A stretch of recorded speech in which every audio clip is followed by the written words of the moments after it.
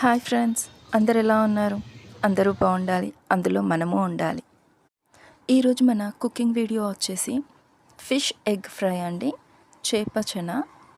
ఇప్పుడు దీన్ని ఎలా ప్రిపేర్ చేయాలో చూసుకుందామండి.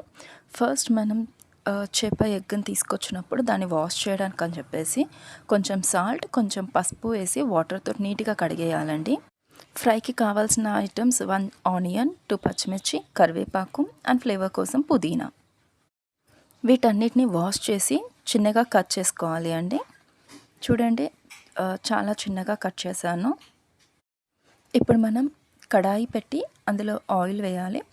నాన్ వెజ్ కాబట్టి ఆయిల్ కొంచెం ఎక్కువ పడుతుంది. ఆయిల్ హీట్ అయిన తర్వాత అందులో ఆనియన్స్, పచ్చిమిర్చి అండ్ మనం కట్ చేసి పెట్టుకున్న కరివేపాకు, పుదీనా వేసి మంచిగా ఫ్రై అవ్వాలండి. ఇప్పుడు అల్లం వెల్లుల్లి పేస్ట్ వేయాలి అండ్ ఇవన్నీ కూడా ఆయిల్లో మంచిగా ఫ్రై అవ్వాలండి. నెక్స్ట్ వచ్చేసి సాల్ట్ అండ్ చిటికెడు పసుపు వేసి చక్కగా కలిపేసేయాలి. చూడండి, చాలా బాగా ఫ్రై అయింది కదా.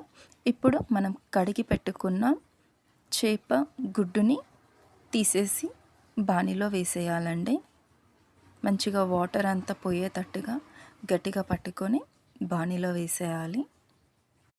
ఫిష్ ఎగ్ తినడం వల్ల మనకి కావాల్సిన చాలా హెల్త్ బెనిఫిట్స్ ఉన్నాయండి.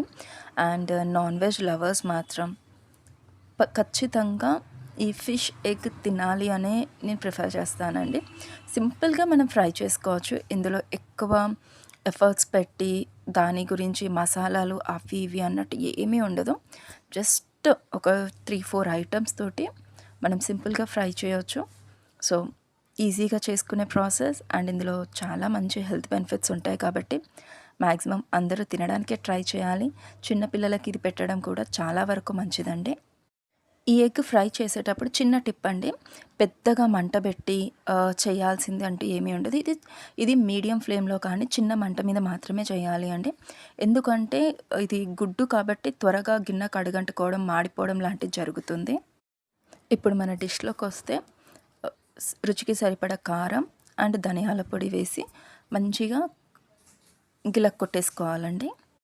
మనం వాష్ చేసేటప్పుడు ఎగ్ ఎలా ఉంటుందో అలా మాత్రమే వాష్ చేయాలండి. గట్టిగా పిసికి చేయడం లాంటివి చేయొద్దు. అప్పుడు అది మొత్తం వాటర్లోకి డిజాల్వ్ అయిపోతుంది, మనకు అది తీసుకోవడానికి కష్టంగా ఉంటుంది. సో సింపుల్గా వాష్ చేయాలి. అండ్ ఎప్పుడైతే బాణీలో వేసి అది ఫ్రై అవుతుందో ఈ టైంలో చిన్న చిన్న పీసెస్ కిందికి మనం దాన్ని కట్ చేసుకోవాలండి.